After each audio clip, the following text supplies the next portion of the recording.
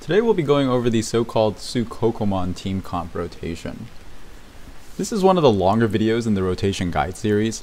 I actually try really hard to keep my videos under 5 minutes, but this rotation is just so damn long. So sorry for the long video, but I just ask that you try to bear with me on this one. So without further ado, let's look at the rotation first.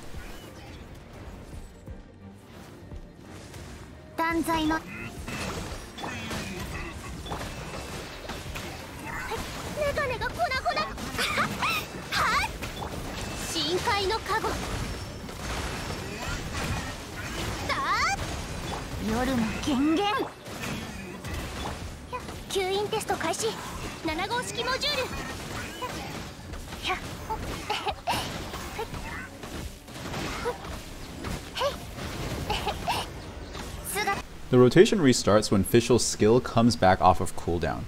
As you can see, the full rotation is pretty long. It's definitely one of the more complicated rotations in the game right now. One thing that helped me a lot when I was learning this rotation is to split the rotation into 2 halves, with each half starting with summoning Oz. The reason this made sense to me is because the length of the full rotation is dictated by Fischl's skill cooldown, which is 25 seconds. And since the rotation opens with Fischl's skill, ideally you want to refresh Oz right around the halfway mark of the rotation. Now, keeping this in mind, let's take a closer look at the rotation. The rotation opens with Fischl's skill to get Oz on the field and start the Electro application. This is immediately followed by Kokomi's skill for the Hydro application, which starts triggering Electro Charge reactions. Then I use Xiangling's skill to get Guoba on the field, which I'm going to use to trigger a Pyro Swirl. I'm also using Thrilling Tales on Kokomi, so this ordering also allows Xiangling to pick up that attack percent buff. Then I use one normal attack with Sucrose, followed by her skill. The normal attack should trigger a Hydro or Electro Swirl, and the skill should trigger a Pyro Swirl. The interesting thing is that the Pyro Swirl actually comes from reacting with Guoba himself. Not the Pyro Aura that Guoba applies on the enemy, but Guoba the physical bear is what you're trying to react with here. The timing to get this Pyro Swirl is pretty tough. Her skill has to connect right as Guoba is spitting fire and has that exclamation point above his head. I'm not able to pull it off against the Lectors because I'm constantly having to dodge their attacks, but here's what it looks like against a stunned enemy.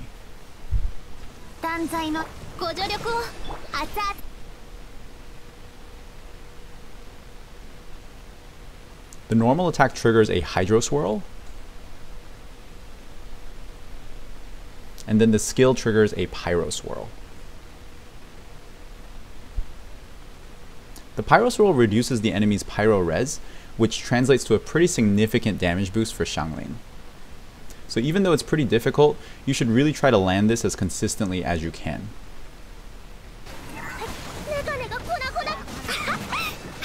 Next, I use Xiangling's Burst.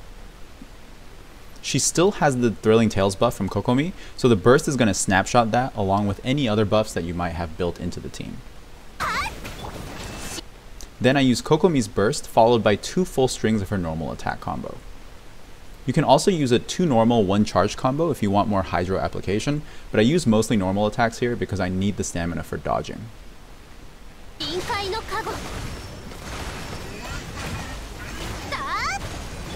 Now I use Fischl's burst to refresh Oz, and that marks the beginning of the second half of the rotation. It's really convenient if you have C6 Fischl here, because with C6, Oz lasts for 12 seconds, which is almost exactly half of the rotation's length. So as soon as you see Oz leave the field, that's kind of a checkpoint that tells you you're about halfway through the rotation. If you don't have C6 Fischl, Oz only lasts for 10 seconds, but you can still apply the same concept. When Oz expires, it means you're 10 seconds into the rotation, so about 2 seconds later you should resummon him and start the second half of the rotation. Next, I summon Guoba again. And then the rest of the rotation is just Sucrose skill, Sucrose burst, followed by 3 strings of her normal attacks. I also weave in normal attacks before her skill and burst as usual. This is the most dangerous part of the rotation because Sucrose spends a lot of time on the field by herself, and Kokomi's heals are on cooldown right now. After throwing out Sucrose's burst, focus on dodging if you find that you're dying a lot here. Just make sure to keep an eye on Oz so that you know when to restart the rotation. We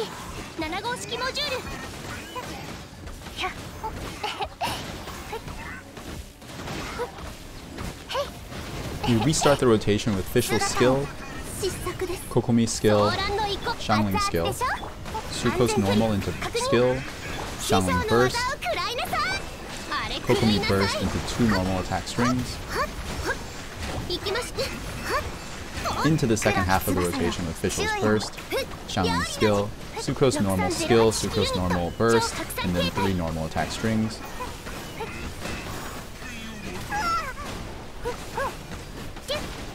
And again, we restart the rotation with Fischl's skill, and so on and so forth. One last thing to note about this team is that it requires a lot of energy recharge. We utilize every burst on each rotation, and there are 4 different elements on this team, which means each character has to supply their own energy.